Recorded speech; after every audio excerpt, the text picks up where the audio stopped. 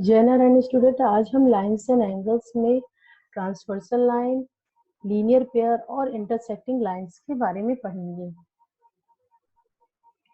First है linear pair. Two angles form a linear pair if they have a common vertex and a common arm. Two angles को हम linear pair तब कहते हैं जबकि उनका एक कॉमन आर्म हो और एक कॉमन वर्टेक्स हो। Their interiors do not overlap, यानी उनके इंटीरियर्स ओवरलैप नहीं होने चाहिए। The sum of two angles is 180। वो दोनों ही एंगल्स का सम या सप्लीमेंट्री यानी कि 180 डिग्री के इक्वल होना चाहिए। Therefore, linear pair of angles are adjacent angles whose non-common arms are opposite rays. यहाँ पे लीनियर पेयर हमारे एडजेसेंट एंगल्स ही होते हैं, बस कंडीशन ये होनी चाहिए कि जो उनके अपोजिट रेज होते हैं वो नॉन कॉमन आर्म जो होते हैं वो अपोजिट होने चाहिए। अब हम डायग्राम से देखते हैं कि all adjacent angles do not form a linear pair. सारे एडजेसेंट एंगल्स फॉर्म नहीं करते हैं लीनियर पेयर, क्योंकि जरूरी नहीं कि सारे एडजेसेंट एंगल्स के सम 180 के इक्वल हो, इसलिए सारे adjacent angles do not form a linear pair. From this figure, we can observe OX and OY are the two opposite rays. यहाँ पे OX and OY जो है opposite rays है, और OZ जो है ये दोनों ही angles में common ray है। इसको हम कहते हैं OZ। OZ हमारा इन दोनों ही angles के लिए common ray है। तो opposite rays XOZ and YOZ, XOZ and YOZ two angles यहाँ फॉर्म हो रहे हैं। Therefore XOZ and YOZ form a linear pair। यहाँ पे लीनियर पेयर बना रहे हैं क्योंकि ये एक तरीके से एडजेसेंट एंगल्स भी हैं और इन दोनों ही एंगल्स का सम 180 के इक्वल है, तो इनको कहेंगे linear pair. It is also called adjacent angles and linear pair. Linear pair भी हैं और एडजेसेंट एंगल्स भी हैं। एडजेसेंट मींस इनका एक कॉमन आर्म है और एक कॉमन वर्टेक्स है दोनों ही एंगल्स का, यानी एक एंगल ये फॉर्म हो रहा है और एक एंगल ये फॉर्म हो रहा है। दोनों के लिए OZ कॉमन आर्म हो गई और O हमारा कॉमन वर्टेक्स हो गया, मगर ये दोनों ही एंगल्स का सम 180 है, इसलिए हम इसको कहते हैं लीनियर पेयर। अगर 180 नहीं होगा और दो एंगल्स ऐसे ही फॉर्म होंगे तो उनको कहेंगे एडजेसेंट एंगल्स ओनली, उनको तब हम लीनियर पेयर नहीं कहेंगे। एडजेसेंट एंगल्स को लीनियर पेयर हम तभी कहेंगे जबकि उनका सम, उन दोनों ही एंगल्स का सम 180 के इक्वल होगा। Next, worked out problems on linear pair of angles. In the given figure, AOC and BOC form a linear pair। यहाँ पे भी AOC और BOC हमारे दो एंगल्स हैं जो कि लीनियर पेयर बना रहे हैं। क्यों लीनियर पेयर बना रहे हैं? क्योंकि इन दोनों ही एंगल्स का सम 180 डिग्री के इक्वल है। अब यहाँ पे दिया है form a linear pair if x minus y equal to 60, यानी दो एंगल्स हैं x और y, उन दोनों का डिफरेंस 60 के इक्वल है। Find the value of x and y। यहाँ पे x और y की हमें वैल्यू फाइंड करनी है, तो इसके लिए क्या करेंगे, x minus y equal to 60, और हम यहाँ पे देख रहे हैं क्योंकि x और y लीनियर पेयर भी बना रहे हैं तो इन दोनों का सम क्या होना चाहिए, 180 के इक्वल होना चाहिए। तो दो कंडीशन यहाँ से मिल गई, एक x minus y equal to 60, ये तो क्वेश्चन में ही गिवन था, और x plus y equal to 180, ये हम जानते हैं क्योंकि ये दोनों लीनियर पेयर बना रहे हैं तो इन दोनों का सम 180 के इक्वल होगा। अब इक्वेशन 1 और 2 से हम देखेंगे, अगर इन दोनों इक्वेशन को हम ऐड करते हैं तो x और x 2x हो जाएगा और माइनस वाई और प्लस वाई कैंसिल हो जाएंगे, तो यहाँ पे 2x इक्वल टू 180 प्लस 60 हो जाएगा 240, तो 2x इक्वल टू 240, तो x इक्वल टू ये 2 यहाँ मल्टीप्लाई था उधर जाएगा तो डिवाइड करेगा, तो 240 अपॉन 2 हो जाएगा और x की वैल्यू आ जाएगी 120। अब हमें y की वैल्यू निकालनी है, तो x minus y equal to 60 ये इक्वेशन हमें गिवन थी, इसकी जगह x की जगह हम 120 पुट कर देंगे क्योंकि x की वैल्यू हमने फाइंड कर लिया है, तो x की वैल्यू यहाँ पुट किया हमने, माइनस वाई इक्वल टू 60। अब हमें क्योंकि y फाइंड करना है तो बाकी सारी चीजें हमें लेफ्ट साइड में ले जानी चाहिए और केवल y हमारा वेरिएबल लेफ्ट में रहेगा। तो 120, अब इसको 120 को कैंसिल करना है यहाँ से, तो 120 माइनस 120 कर दिया, फिर माइनस वाई, और 60 माइनस 120 कर दिया, यानी कि दोनों साइड सब्ट्रैक्ट कर दिया 120 से। तो जब सब्ट्रैक्ट कर दिया तो 120 से कैंसिल हो गया, तो हमारा -5 किसके इक्वल हो गया, 60 माइनस 120, यानी ये क्या देगा हमें, -60। तो -5 इक्वल टू -60 हो जाएगा, तो माइनस माइनस से कैंसिल हो जाएगा और y इज इक्वल टू 60। तो x की वैल्यू 120 आ गई और y की वैल्यू हमारी 60 आ गई। ये मेथड था फाइंड करने का x और y की वैल्यू, जबकि x और y दोनों ही हमारे लीनियर पेयर हैं। ट्रांसवर्सल लाइन यहाँ पे हम देखेंगे क्या होता है transversal line. Transversal line, the line which intersect two distinct lines in a plane at two distinct point is called a transversal. यानी कि दो लाइंस अगर है प्लेन पे और उस दोनों ही लाइन को एक थर्ड लाइन कट कर रही है, तो उस लाइन को हम ट्रांसवर्सल तब कहेंगे जबकि वो अलग अलग पॉइंट पे उस लाइन को कट करे। यानी यहाँ पे एल और एम दो लाइंस हैं जिनको टी एक ट्रांसवर्सल लाइन कट कर रही है और वो डिस्टिंक्ट पॉइंट पे, यानी डिस्टिंक्ट मीन होता है कि अलग अलग पॉइंट पे। तो इसको एल लाइन को ए पॉइंट पे कट कर रही है और एम लाइन को बी पॉइंट पे कट कर रही है, तो इसी लाइन को हम ट्रांसवर्सल कहते हैं। यहाँ लिखा है the line which intersect two distinct lines in a plane at two distinct point. Distinct line यानी अलग अलग लाइन को, और डिस्टिंक्ट पॉइंट मीन्स अलग अलग पॉइंट पे कट कर रही है। यानी कि दो लाइंस को कोई एक लाइन अलग अलग पॉइंट पे अगर कट करे तो हम उस लाइन को कहते हैं ट्रांसवर्सल लाइन। तो यहाँ पे हमारा टी ट्रांसवर्सल है। In this figure, line T is transversal to L and M. क्योंकि T ट्रांसवर्सल इसलिए है क्योंकि L और M को ये कट कर रहा है और अलग अलग पॉइंट पे कट कर रहा है, इसलिए इसको कहेंगे transversal. These two lines at a point A and B, इन दोनों ही लाइन को A और B अलग अलग पॉइंट पे कट कर रहा है, तो हम इसको ट्रांसवर्सल, इस लाइन को हम कहते हैं transversal line. Next, also we observe in the figure, line T is not transversal line because it intersect line L and M at one point only.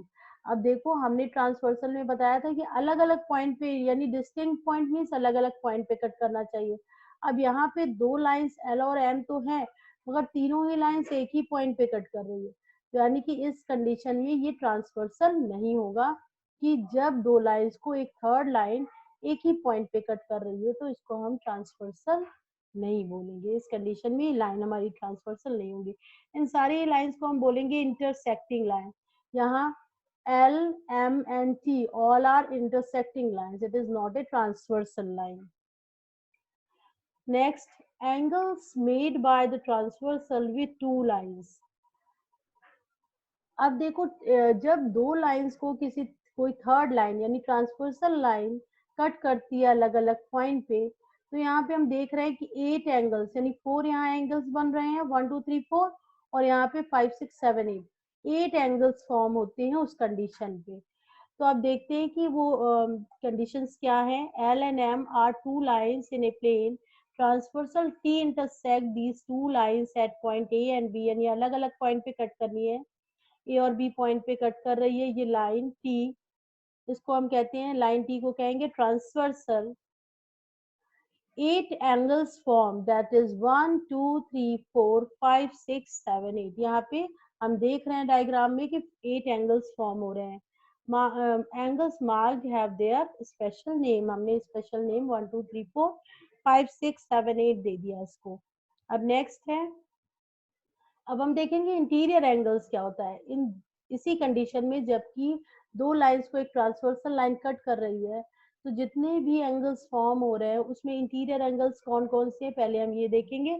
तो angles whose arms include A B, यानी A B line जो है, A B point जो है उसके अंदर जो angles आ रहे हैं are called interior angles. Interior means हमें भी पता है इनसाइड, तो यानी कि इन दोनों ही लाइन यानी लाइन एल और एम के अंदर की साइड जो एंगल्स मिल रहे हैं वो हमारे इंटीरियर एंगल्स होंगे।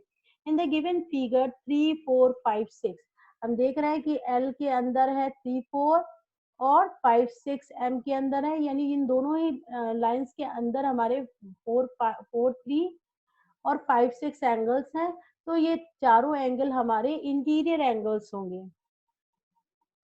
Next exterior angles, exterior means पता है कि आउटसाइड, यानी दोनों एंगल्स के बाहर जो एंगल्स ड्रॉ हो रहे हैं वो हमारे एक्सटीरियर एंगल्स होंगे। Angles whose arms do not include AB are called exterior angles in the given figure 1 2 7 8। यहाँ पे 1 2 बाहर है और यहाँ पे 7 8 बाहर है लाइन के, तो ये आउटसाइड है, इन दोनों ही लाइन के बाहर है, तो इनको कहते हैं exterior angles. Pair of corresponding angles, अब हम देखेंगे करस्पॉन्डिंग एंगल्स। अब करस्पॉन्डिंग एंगल्स के पेयर होते हैं, यानी कि दो एंगल्स को मिला के कहते हैं corresponding angles. These are corresponding angles to each other. These are pair of angles which lie on the same side of the transversal. अब इसके लिए कुछ कंडीशंस हैं जो कि फॉलो करनी चाहिए। विच लाई, जो करस्पॉन्डिंग एंगल्स वो होते हैं जो कि लाई करते हैं on the same side of the transversal. ये ट्रांसवर्सल लाइन है, उसके एक ही साइड पे लाई करेंगे। If one is an interior angle, the other will be exterior। दोनों पेयर मीन्स दो एंगल्स का पेयर होगा एक करस्पॉन्डिंग एंगल, तो दोनों एंगल में एक इंटीरियर होना चाहिए और दूसरा एक्सटीरियर होना चाहिए। They do not form a linear pair, और वो लीनियर पेयर भी नहीं बनाएंगे। In the figure corresponding angles are, अब हम ध्यान से देखिए करस्पॉन्डिंग एंगल्स क्या होते हैं। 2 6 हमारे करस्पॉन्डिंग एंगल्स है। क्यों ये करस्पॉन्डिंग एंगल्स है? क्योंकि ये सारी कंडीशन फॉलो कर रहे हैं। लाई on the same side of the transversal, 2 और 6 दोनों ही इस ट्रांसवर्सल के एक ही साइड पे है। सेकेंड पॉइंट है कि एक इंटीरियर होना चाहिए और एक एक्सटीरियर होना चाहिए, तो हमारा यहाँ पे 6 इंटीरियर है और 2 एक्सटीरियर है, तो ये भी कंडीशन फॉलो हो गई। अब दे do not form a linear pair, यहाँ पे ये दोनों फॉर्म भी नहीं कर रहे हैं लीनियर पेयर, तो that means these two are, 2 और 6 हमारे करस्पॉन्डिंग एंगल्स हैं। तो वन पेयर हो गया 2 और 6 का।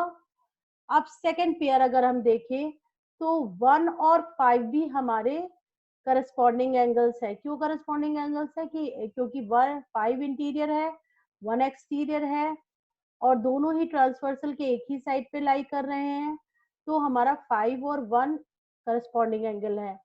फिर हम देखें तो 4 और 8 भी करस्पॉन्डिंग एंगल है, क्योंकि ये भी ट्रांसवर्सल के एक ही साइड पे लाई कर रहा है और 4 इंटीरियर है और 8 एक्सटीरियर है, तो ये थर्ड पेयर हो गया हमारा करस्पॉन्डिंग एंगल का। फिर फोर्थ पेयर हमारा हो गया 2 और 7। 2 और 7 को देखें तो हमारा 2 और 6 एंड 3 एंड 7, 3 और 7 को देखें तो 3 इंटीरियर है और 7 एक्सटीरियर है, और दोनों ही का 3 इंटीरियर है 7 एक्सटीरियर है, इन दोनों का पेयर हमारा कॉरेस्पॉन्डिंग एंगल्स होगा। और ये भी ट्रांसवर्सल के एक ही साइड पे है और ये भी लीनियर पेयर नहीं बना रहे हैं। तो जो भी कंडीशंस हैं यहाँ पे करस्पॉन्डिंग एंगल्स की, वो सारी एंगल्स फॉलो कर रहे हैं, तो यहाँ पे हमें 4 पेयर ऑफ करस्पॉन्डिंग एंगल्स मिल गए। यानी जब कोई दो लाइंस को एक ट्रांसवर्सल लाइन कट करेंगे तो 4 pair of corresponding angles form होंगे। अब पेयर ऑफ अल्टरनेट एंगल्स, अब हम अल्टरनेट एंगल्स देखेंगे कि अल्टरनेट एंगल्स क्या होते हैं, तो उसकी भी कुछ कंडीशन है। These are pair of angles, alternate angles क्या क्या कंडीशन होनी चाहिए अल्टरनेट एंगल्स के लिए। फर्स्ट कंडीशन है which lie on opposite side of transversal. अब ऐसे पेयर होने चाहिए जिसमें एक साइड पे है ट्रांसवर्सल के तो दूसरा दूसरे साइड पे है। बोथ आर आइदर एक्सटीरियर और बोथ आर इंटीरियर, दोनों एक्सटीरियर हो या फिर दोनों इंटीरियर हो। यानी वहां पे हम देख रहे थे एक एक्सटीरियर एक इंटीरियर होना चाहिए था करस्पॉन्डिंग में, मगर यहाँ पे दोनों ही नंबर्स या फिर एक्सटीरियर होंगे या फिर इंटीरियर होंगे। दे do not form a linear pair, और वो भी लीनियर पेयर नहीं बनाएंगे। केवल ये थर्ड वाली कंडीशन हमारी कॉमन है करस्पॉन्डिंग और अल्टरनेट में। तो हम यहाँ पहले देखते हैं कौन कौन से यहाँ पे अल्टरनेट एंगल्स हो सकते हैं। एक 4 और 6 हमारा अल्टरनेट है, क्योंकि एक 4 हमारा ट्रांसवर्सल के एक साइड है और 6 हमारा दूसरे साइड है। दोनों ही लीनियर पेयर नहीं बना रहे हैं, दोनों ही इंटीरियर एंगल्स हैं, और यहाँ ये भी कंडीशन है दोनों पेयर में के दोनों जो एंगल्स होंगे वो या फिर इंटीरियर होंगे या फिर एक्सटीरियर होंगे। तो यहाँ पे दोनों ही पेयर हमारे इंटीरियर एंगल्स हैं, यानी कि 4 और 6 का फर्स्ट पेयर ये हो गया। फिर 5 और 3 हमारे अल्टरनेट एंगल्स बना रहे हैं, क्योंकि 5 और 3 दोनों ही इंटीरियर एंगल्स हैं। एक ट्रांसवर्सल के एक साइड है और दूसरा ट्रांसवर्सल के दूसरे साइड है। ट्रांसवर्सल लाइन ये है थी, तो ये 3 इधर साइड है तो 5 दूसरे साइड है उसके, तो ये दोनों भी हमारा अल्टरनेट एंगल्स बनाएंगे। फिर 2 एंड 8 भी हमारा अल्टरनेट एंगल्स बनाएंगे, क्योंकि एक ट्रांसवर्सल के इधर है और एक ट्रांसवर्सल के दूसरे साइड पे है, दोनों ही एक्सटीरियर एंगल्स है, तो 2 और 8 हमारे अल्टरनेट एंगल्स होंगे। फिर 7 और 1 हमारे अल्टरनेट एंगल्स होंगे, ये दोनों ही एक्सटीरियर एंगल्स हैं और दोनों ही एक ट्रांसवर्सल के एक साइड और दूसरा दूसरे साइड है, यानी कि ये भी कंडीशन फॉलो कर रहे हैं। तो यहाँ पे भी हमें 4 पेयर ऑफ अल्टरनेट एंगल्स मिल गए।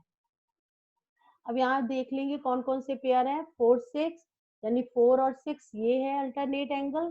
3 and 5 these are interior alternate angles. In these pair of arms AB is included 1 and 7. अब यहाँ पे हमने भी देखा 1 और 7 भी हमारा अल्टरनेट एंगल्स है एंड 2 एंड 8 हमारा अल्टरनेट एंगल्स है। So they do not include arms AB. तो ये सारे हमारे अल्टरनेट एंगल्स के फॉर्म है। 4 पेयर ऑफ अल्टरनेट एंगल्स बनते हैं किसी भी ट्रांसवर्सल में। जब कोई ट्रांसवर्सल लाइन किसी 2 लाइंस को कट करती है तो 4 पेयर करस्पॉन्डिंग एंगल्स के मिलते हैं और 4 पेयर अल्टरनेट एंगल्स के मिलते हैं। अब है नेक्स्ट पेयर ऑफ को इंटीरियर एंगल्स हैं, उनके पेयर देख ले कौन कौन से को इंटीरियर एंगल्स होते हैं। These are pair of interior angles which lie on the same side of the transversal.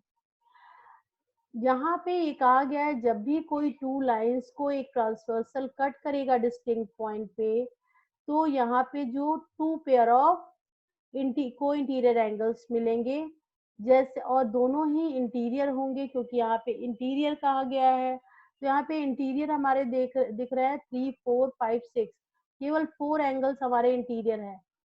उसमें ट्रांसवर्सल के एक साइड के दोनों एंगल्स यानी 3 और 6 को इंटीरियर एंगल्स होंगे, क्योंकि वो ट्रांसवर्सल के एक साइड पे है, और 3 और 6 का पेयर हमारा को इंटीरियर एंगल्स का पेयर होगा। फिर ट्रांसवर्सल के दूसरे साइड 4 एंड 5 है, इन दोनों का पेयर भी हमारा को इंटीरियर एंगल्स होगा। Result when 2 parallel lines are cut by the transversal. अब कोई भी 2 लाइन को थर्ड लाइन कट कर रही है तो वो ट्रांसवर्सल होता है और उसमें अल्टरनेट करस्पॉन्डिंग सारे एंगल्स मिलते हैं। मगर in the case of parallel line, जब एल और एम पैरेलल लाइंस होंगी तब क्या कंडीशन होगी वो हम यहाँ पे देखेंगे। When parallel lines L and M are cut by the transversal T, parallel line जब कट करे पैरेलल लाइंस को जब कट करेगी कोई ट्रांसवर्सल लाइन, तो pair of corresponding angles are equal. उस कंडीशन में जबकि पैरेलल लाइंस को ट्रांसवर्सल कट करेगा तो करस्पॉन्डिंग एंगल्स इक्वल होंगे, अल्टरनेट एंगल्स इक्वल होंगे। तो यहाँ पे हम देखें कि पेयर ऑफ करस्पॉन्डिंग एंगल्स हैं हमारे 2 और 6, तो 2 इक्वल टू 6 होगा, 3 इक्वल टू 7 होगा, 4 इक्वल टू 8 होगा एंड 1 इक्वल टू 5 होगा। तो ये हमारे करस्पॉन्डिंग एंगल्स के पेयर है और जिनका पेयर ये आपस में इक्वल होगा। 2 6 के इक्वल, 3 7 के इक्वल, 1 5 के इक्वल और 4 8 के इक्वल होगा। Pair of alternate angles are equal. यहाँ पे अल्टरनेट एंगल है, जैसे कि हमारा अल्टरनेट है 4 और 6, 3 एंड 5, तो 4 6 के इक्वल होगा, 3 5 के इक्वल होगा, 2 8 के इक्वल होगा और 7 1 के। ये तभी कंडीशन ये होगी जबकि लाइंस हमारी जो एल और एम लाइन है जिनको ट्रांसवर्सल कट कर रहा है वो लाइंस हमारी पैरेलल होंगी, तभी ये कंडीशन ट्रू होगी। Interior angles on the same side of the transversal are supplementary. अब यहाँ पे जब पैरेलल लाइंस को कोई ट्रांसवर्सल कट कर रहा होगा तब हमारे यहाँ पे कह रहा है interior angle of the same side, यानी को इंटीरियर एंगल्स का सम 180 के इक्वल होगा। को इंटीरियर एंगल्स क्या है 3 एंड 6, अभी हमने पढ़ा था 3 और 6 हमारे को इंटीरियर एंगल्स है, In the case of parallel lines, the sum of these two angle equal to 180. जब पैरेलल लाइन की कंडीशन में इन दोनों एंगल्स का सम 180 के इक्वल होगा, यानी angle 3 plus angle 6 equal to 180. इसी तरह angle 4 plus angle 5 equal to 180, क्योंकि ये भी को इंटीरियर एंगल्स फॉर्म कर रहे हैं और ये भी को इंटीरियर एंगल्स फॉर्म कर रहे हैं. तो ये सारी जो कंडीशन हमने बताई वो केवल पैरेलल लाइन के जब पैरेलल लाइन होगी तभी ये कंडीशन फॉलो करेगी, अदरवाइज केवल अल्टरनेट एंगल्स ड्रॉ होंगे मगर वो इक्वल नहीं होंगे. केवल जबकि लाइंस पैरेलल हैं तभी ये कंडीशन आएगी, करस्पॉन्डिंग एंगल्स इक्वल होते हैं, अल्टरनेट एंगल्स इक्वल होते हैं और को इंटीरियर एंगल्स का सम 180 के इक्वल होता है. और यहाँ पे 4 करस्पॉन्डिंग एंगल्स फॉर्म होते हैं, 4 अल्टरनेट एंगल्स फॉर्म होते हैं, 4 पेयर, मगर केवल को इंटीरियर एंगल्स के 2 पेयर केवल फॉर्म होते हैं. 3 और 6 एंड 4 एंड 5 दो ही पेयर यहाँ पे को इंटीरियर एंगल्स के बनेंगे और पैरेलल लाइन के कंडीशन में वो उन दोनों का सम 180 के इक्वल होगा. तो ये आज हमने बताया अल्टरनेट एंगल्स और करस्पॉन्डिंग एंगल्स, को इंटीरियर एंगल्स के बारे में. Thank you.